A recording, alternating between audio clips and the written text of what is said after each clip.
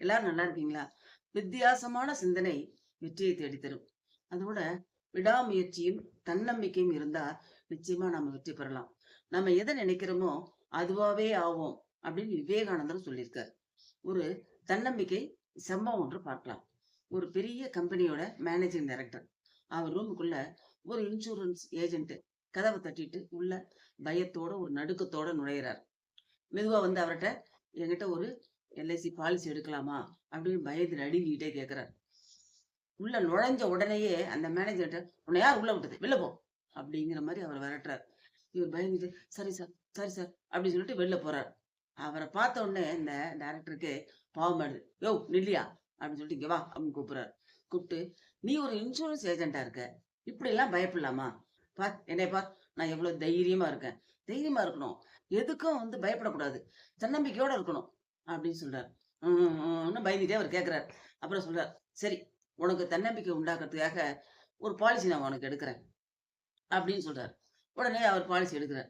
Policy எடுத்து முடிச்ச உடனே அந்த இன்சூரன்ஸ் ஏஜென்ட் சொல்றார், சார் நீங்க பாலிசி எடுத்ததுக்கு ரொம்ப தேங்க்ஸ் சார். நான் வந்து எங்க இன்சூரன்ஸ் கம்பெனியோட நான் தான் டாப் ஏஜென்ட். நான் வந்து எந்த ஒரு பெரிய கம்பெனிக்கும் போகும்போது இதே மெத்தட் தான் நான் ஃபாலோ பண்ணுவேன். ஆனா இந்த அந்த மெத்தட்ல ஒரு நாள் கூட தோல்வி அடைஞ்சதில்ல அப்படின்னு சொல்றாரு. எப்படி இருந்திருக்கும் அந்த மேனேஜருக்கு. அதனால நம்ம வித்தியாசமான ஒரு சிந்தனையை நாம பயன்படுத்தும் பொழுது நிச்சயமாக நாம வெற்றி பெறலாம்.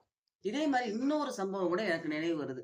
என்னன்னா நம்ம வந்து நம்மள நிறைய பேர் ஒரு லாங் டிரைவ் போவோம்.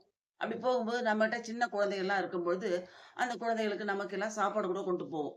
வழியில சாப்பாடு கிடைக்குமோ இல்லையோ, ஹோட்டல் நல்லதா இருக்குமா இல்லையா அப்படிங்கிற ஒரு நினைப்புல நம்ம போவோம். அப்படி போகும்போது ஒரு குறிப்பிட்ட இடம் வந்த உடனே நல்ல இடம் கிடைக்குமா, நல்லா உட்காரத்துக்கு இடம் கிடைக்குமா, இடம் கிடைக்குமா, தண்ணி இருக்குமா அப்படிங்கிறதெல்லாம் பார்த்துக்கிட்டே நம்ம போவோம். இந்த மாதிரி போகும்போது ஒரு இடத்துல ஒரு ஹோட்டல்ல ஒரு வித்தியாசமான ஒரு விளம்பரம் இருந்துச்சு. என்னன்னா, பொதுவா ஹோட்டல்ல வந்து நம்ம எடுத்துட்டு போற உணவை சாப்பிட அலோவ் பண்ண மாட்டாங்க. அந்த ஹோட்டல்ல என்ன எழுதியிருக்காங்கன்னா, அன்பர்களே நீங்க கொண்டு வந்த உணவை இங்க வச்சு நீங்க சாப்பிடலாம். உங்களை நாங்க வரவேற்கிறோம் அப்படின்னு இருந்துச்சு. இத பார்த்தோன்னே எங்களுக்கு ரொம்ப வித்தியாசமாயிடுச்சு. உடனே அந்த ஹோட்டல்ல போய் உட்கார்ந்து நாங்க எடுத்துட்டு போன உணவ சாப்பிடுறோம். பார்க்குறோம் அங்க நெறைய பேர் அதே மாரி உட்கார்ந்து சாப்பிட்டுட்டு இருக்காங்க. அப்படி சாப்பிடும்போது நம்ம என்ன நினைக்கிறோம், இந்த இடத்துல நம்ம நல்லா உட்கார்ந்து சாப்பிடுறோம். இது ஏதாவது வாங்காம இருந்தா நல்லா இருக்காது அப்படின்னு சொல்லிட்டு, ஏதோ ஒண்ணு கொண்டு வா அப்படின்னு சொல்லி நம்ம சாப்பாட்டோட அந்த சாப்பாடையும் சேர்த்து சாப்பிடுறோம். இந்த மாரி நெறைய பேர் பண்ணாங்க. இப்ப அந்த ஹோட்டல்காரருக்கு என்னாச்சு, வியாபாரத்துக்கு வியாபாரம் ஆச்சு.